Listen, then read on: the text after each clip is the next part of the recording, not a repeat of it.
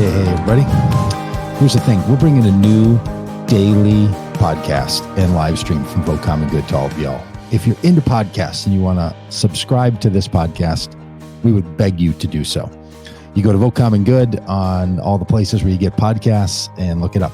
We're having some fun with it. We're going to call it a Common Good Morning podcast.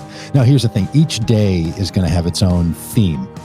Each day is going to have a set of hosts and guests. I get to be part of a whole bunch of these, so it's really fun for me. And then on the weekend, we're going to take some of the best of all of those interviews, best of those conversations, best of those editorial moments, put them together into a podcast with some special elements that you didn't get to hear all week long. Now, some of you might be saying to yourselves, well, 5-day-a-week daily podcast plus a culmination podcast at the end of the week. Well, that's too much. I can't possibly listen to all that. We know that. We know that. Look, if any of you listen to all of that, we may need to talk about how you're spending your time.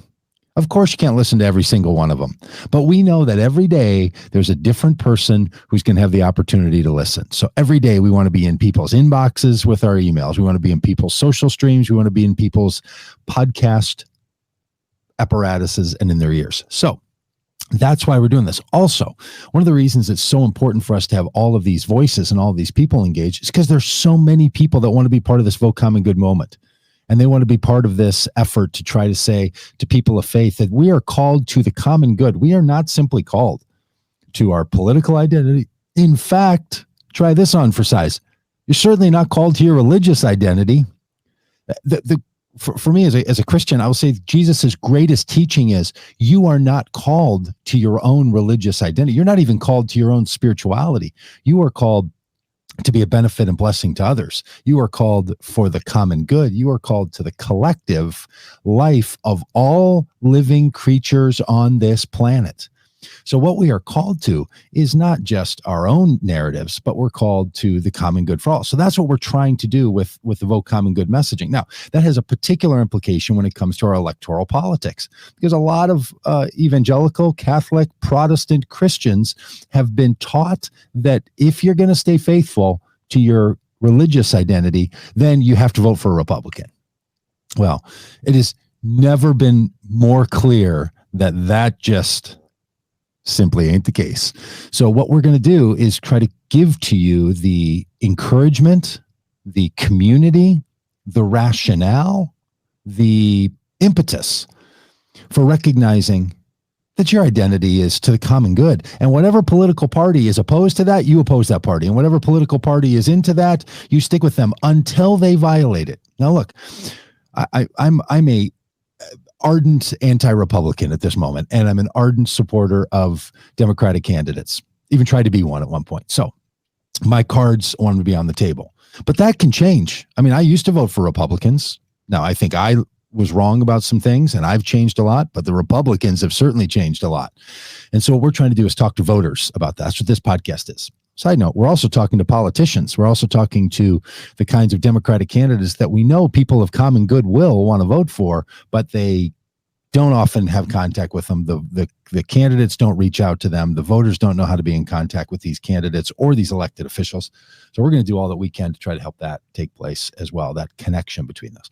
So this podcast, the daily, is meant to give you this kind of flow, this kind of input. Now, you're going to be hearing from all kinds of people on the podcast because each day, as I mentioned, is going to have this different theme. Some of our themes are going to include science, faith, and theology. It's going to include our engagement with economics and how we think economically. Because so often, I mean, people in their political life and in their civic life think that the only thing the government is supposed to do is help them make a buck or two. And we're going to talk about economics. We're going to talk about what the economic theory canon should be for so many of us. And we're going to be talking about politics specifically. Our Tuesdays, because Tuesday's election day in America. We're going to take Tuesdays to talk about the role of our politics, electoral politics, what's happening, interviews with politicians, interviews with academics, all of this. Now, undergirding so much of this is the need for people of Christian call and Christian understanding to care about the racial reckoning that needs to happen in this country. Race has embedded itself is the context in which so much happens. So we have to look at it through the lens of race. And in this current period, we also have to look at so much of this particular conversation through the view of Christian nationalism. You see, Christian nationalism, which has always been around, right? There's always been people who have suggested that America is a unique, divinely ordained effort to advance Christianity in the world. Of course, some of the people who founded this nation founded it for that very reason. Yes, of course. But that's not who we are. That's not who we ought to be. It's been a debate about how do you have a separation between government and religion. That's often called the separation of church and state. How do people of Christian faith or any other faith tradition live with one another in this country that's pluralistic and where we're all joining together, never setting aside our religious convictions, but never expecting the state to do our bidding for us? That's always been this argument going on in our society. I believe that in the last 5 years, something unique has happened. I think Christian nationalism has actually changed. Now, sure, it's been around. Some of you, you went to summer camp or something, and you learned a couple of things. You learned a couple of Bible verses. You learned how to shoot a gun, which, I mean, ask me why Christian camps teach people how to shoot guns. And honestly, you wonder why we have a gun problem in this country. And you learned how to say the Pledge of Allegiance. So you're memorizing Bible verses, you're firing a weapon, and you're saying the Pledge of Allegiance. And you wonder why those people stormed the Capitol with a Jesus Save sign and then led a prayer when they were inside the Senate dais. Well, this is the kind of thing that's been going on, of course, for a while. But even all of that Christian uprising and upbringing that so many people were engaged in, all of that still doesn't even come close to what's happened in the last 5 years. It's almost like, take the metaphor of the coronavirus variants. The coronavirus changes because that's what viruses do. So the coronavirus has been changing over the last 14 or 15 months as it's inhabited the human bodies. And there's a new variant that, one was in South Africa, one that came out of the UK. I think there's even another that they've identified. And they'll say things like this. Look, here's the thing about that variant. It's more catchy. It's more transmissible. It's changed in how spreadable it is.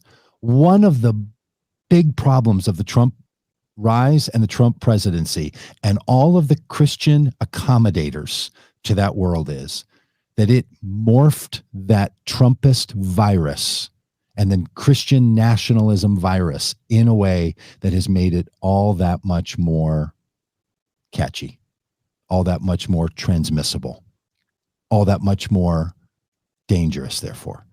You see, because the more it spreads, like the coronavirus variants, it's not just that the coronavirus variants are, that the vaccines are going to work against them. That's not why they're worried that death rates are going to go up. It's because the more people who get the coronavirus, the more people get hospitalized and the more people who die from the virus. So you get more people with the virus, you're going to have more people dying. It makes it more deadly. I would argue the same thing with this Trumpist nationalism.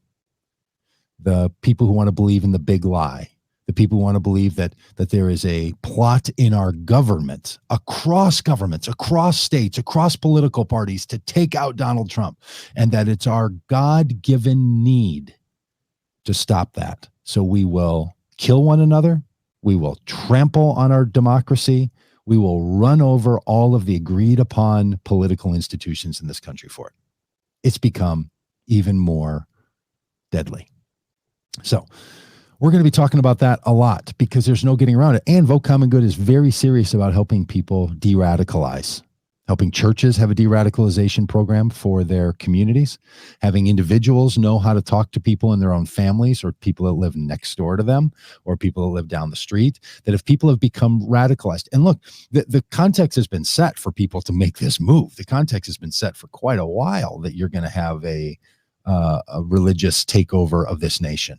And it's been afoot, and it's been afoot for a long time. So what we're going to be doing at Vote Common Good, and what we're going to be doing on this podcast is helping people to identify, understand, lean forward, and engage in that kind of work. So it's one of the resources. Now, this isn't all Vote Common Good is going to be doing. Vote Common Good is also going to be running a number of other things online, a number of special conversations, a number of special webinars and places of engagement. And we're going to have some live streams that are not just us recording podcasts where you have multiple hosts all over the country on a screen. And I can't wait for you to meet all these hosts. You're just going to love it. And I'm not even going to tell you quite yet. We're going to roll this out over the course of the week about the people that are coming and are going to be part of the podcast. But I can't wait for you to meet all those. So you're not only going to see people in a podcast environment, with a big microphone in their face and recording this for audio purposes, but you're also going to be able to tap into some very specialized programming. We're going to talk a lot about abortion and how Christian voters should approach the very important and very frankly intense and difficult conversation about how we think about abortion in this country. So that's going to be a big one that we're going to be engaging in. Many issues around how we can become communities that are anti-racist is going to be part and parcel with the work that we're doing. So if that's something interesting to you, and also ways for us to be involved in social engagements and social projects in our society. Now, look, there's an awful lot that has to be done in our culture. There's an awful lot that has to be done in our society, and an ideology. I heard this great interview where the person was talking about what's an ideology, and you might think of an ideology as maybe something you don't want to be ideological. Right? Like you want to be practical or something. And I get that, but I heard this definition of ideology and I think it's really important. It was specifically talking about Christian nationalism and how an ideology could become a real problem, but I also think there's a real upside to it. So here's a little food for thought for today. An ideology always has an ought to it. You see, an ideology, this is a Wikipedia definition, is a political ideology is a set of ethical ideas or principles or doctrines or myths and symbols of a social movement, institution, class, or large group that explains how society should work and offers some political and cultural blueprint to attain that social order. So breaking that down a little bit. An ideology is an argument about how things should be in the world, and then gives you a role to bring that about. So we're having an ideological battle in this country about the frames and the narratives and the understanding of how we should be, how we should engage in that, and what we should bring about. And look, as a pastor, I will say that people of my tradition, the Christian tradition, especially where I come from, the evangelical tradition, have used their ideologies in the last 5 years for purposes that are damaging to the planet and all who live on it. And it is not an extremist statement to say that there is an existential crisis at foot for the planet and for many people on this planet. So it's as serious as can be.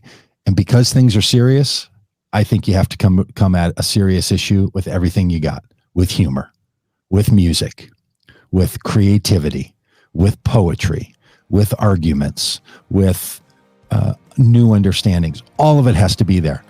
And we're in a time where this ideological battle means that we have to engage in an all of the above, all hands on deck, everyone moving forward.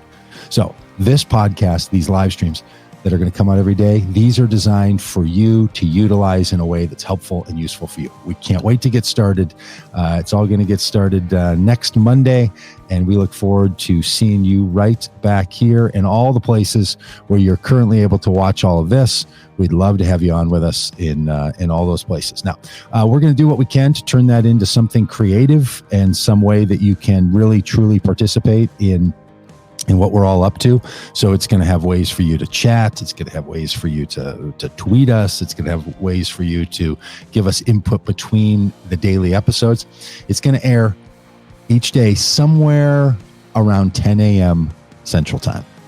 So some of the podcasts will be at 9 a.m. Central Time. Some of them are going to be at 10 a.m. Some might start at 10:30 because we have a variety of hosts that we need to accommodate schedules and coordinate schedules with. So I can't wait for you to be part of it. We're excited for all this to get going.